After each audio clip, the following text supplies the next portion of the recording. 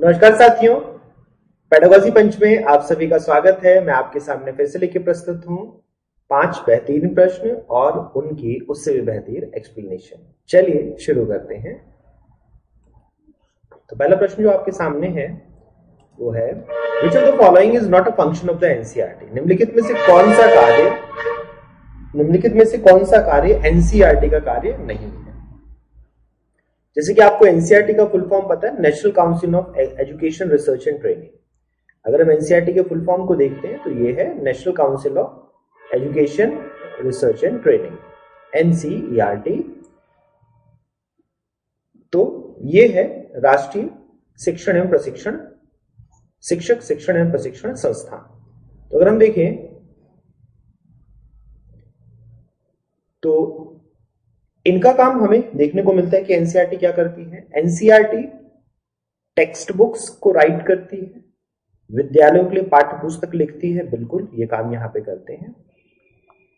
Conducting school certificate examination, ये काम NCERT नहीं करती। ये काम कौन करती है? जैसे सेंट्रल बोर्ड में बात करें तो हम ये सीबीएसई करेंगे। ये स्टेट बोर्ड में स्टेट के बोर्ड होते हैं, जो हमारे राज्य के शिक्षा बोर्ड होते हैं वो इसका काम करते हैं। सेंट्रल में केंद्र का शिक्षा बोर्ड है CBSE, central bureau of secondary education, केंद्रीय माध्यमिक शिक्षा आयोग। तो शिक्षा बोर्ड जो है ये इसके ऊपर काम करता है। तो यहां पर हमें देखने को मिलेगा कि ये एनसीईआरटी काम नहीं करती है। तो इसीलिए क्योंकि ये पूछा गया है, नॉट अ फंक्शन पूछा गया है, यहां पूछा ही गया नॉट अ फंक्शन, कौन सा कार्य नहीं है, इसीलिए उत्तर यहां पे सीधा सीधा दूसरा देखने को मिलता है। इसके अलावा जो एनसीईआरटी काम करती है वो financing research in school education, विद्यालय शिक्षा में होने वाले शोध कार्यों को वित्तीय सहायता देने का काम एनसीईआरटी करती है। Advising government on education policies, बिल्कुल शिक्षा नीतियों पर सरकार को सलाह भी देती है। ये दोनों काम भी एनसीईआरटी हमें करती हुई दिखेगी। तो उत्तर यहां दूसरा होगा। चलिए अगले प्रश्न की ओर चलते हैं।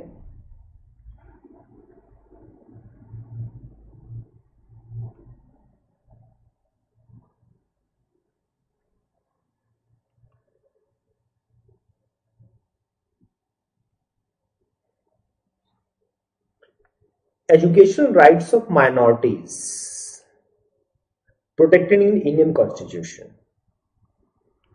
भारतीय संविधान के किस अनुच्छेद के अंतर्गत अल्पसंख्यक वर्गों के शैक्षिक अधिकारों की सुरक्षा का प्रावधान है? तो ये हमें देखने को मिलता है आर्टिकल 30, जिसके अंतर्गत हमें सामुदायिक लैंगिकता, सामुदायिक अल्पसंख्यकता, जो हमारे पास रिलीजियस माइनॉरिटीज है, इसके अलावा लिंग्विस्टिक माइनॉरिटीज, भाषाई, दो तरह के हम देखेंगे। यहां पर हम रिलीजियस, लिंग्विस्टिक या अदर को भी इसमें शामिल किया गया है। यहां पे हम धार्मिक आधार पर या सामुदायिक आधार कहते हैं इसको, भाषाई आधार पर आदि आधार पर हम अल्पसंख्यकों के संरक्षण के लिए हमने यहाँ पे अलग अलग तरह के प्रावधान देखे हैं, जिसमें अल्पसंख्यकों को यहाँ संरक्षण दिया जाता है। चलिए अगले प्रश्न की ओर चलते हैं। उत्तर यहां तीसरा रहेगा।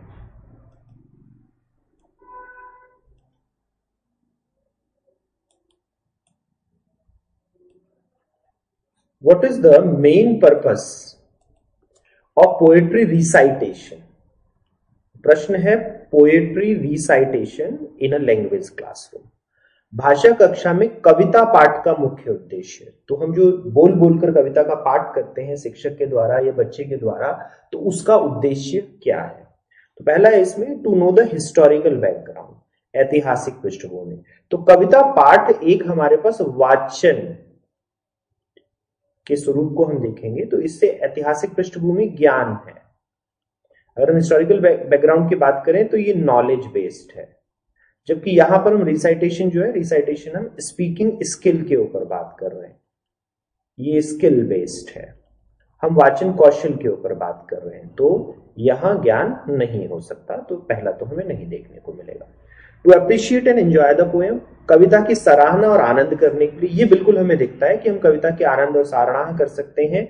यानी कविता पाठ के माध्यम से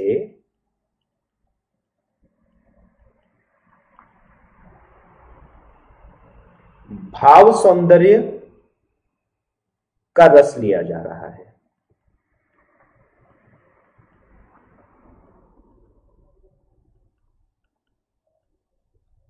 तो जो हमारा पोएम रिसाइटेशन है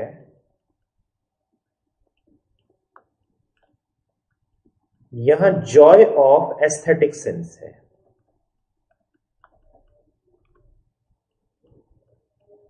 जो कि हमें दूसरे कथन में दिखता है।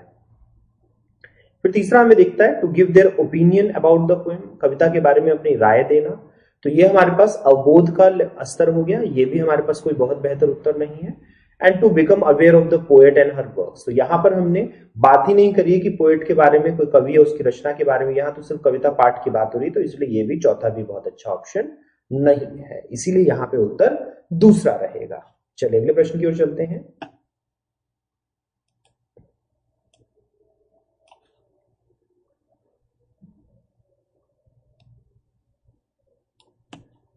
Which statement is correct regarding language acquisition? भाषा अर्जन के संबंध में कौन सा कथन सही है? इट इज सिंपल, यह सरल होता है। तो सरलता के ऊपर हम बहुत ज्यादा बात नहीं कर सकते क्योंकि ये सरल भी हो सकता है और कठिन भी हो सकता है। ये डिपेंड करेगा कि आपकी भाषा के कैसा स्वरूप है। इट इज डिफिकल्ट, तो हम इसको डिफिकल्ट भी नहीं कह सकते, हम इसको कठिन भी नहीं कहेंगे।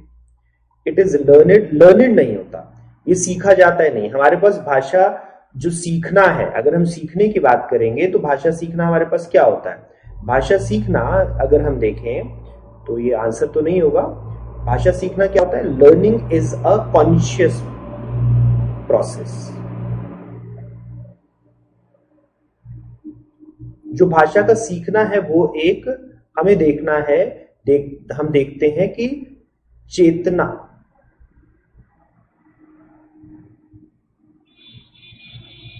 चेतनबद्ध प्रक्रिया है। जबकि जब हम बात करते हैं लैंग्वेज एक्विजिशन की, तो लैंग्वेज एक्विजिशन एक सबकॉन्शियस प्रोसेस होता है।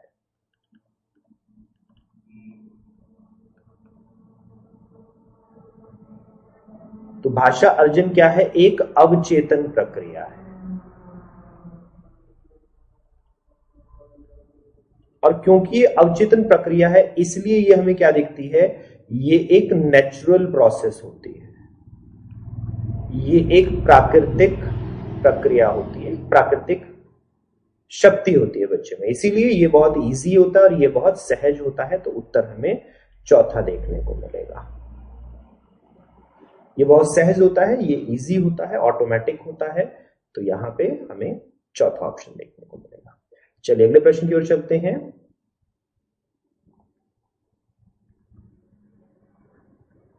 Which of the following statement about learning is correct from a constructive perspective? तो हमारे पास करेक्ट स्टेटमेंट पूछी गई है कंस्ट्रक्टिव पर्सपेक्टिव से। संरचनावादी सिद्धांत या फिर निर्माणवाद भी कहते हैं इसको, निर्माणवादी सिद्धांत या फिर निर्माणवादी विचारधारा।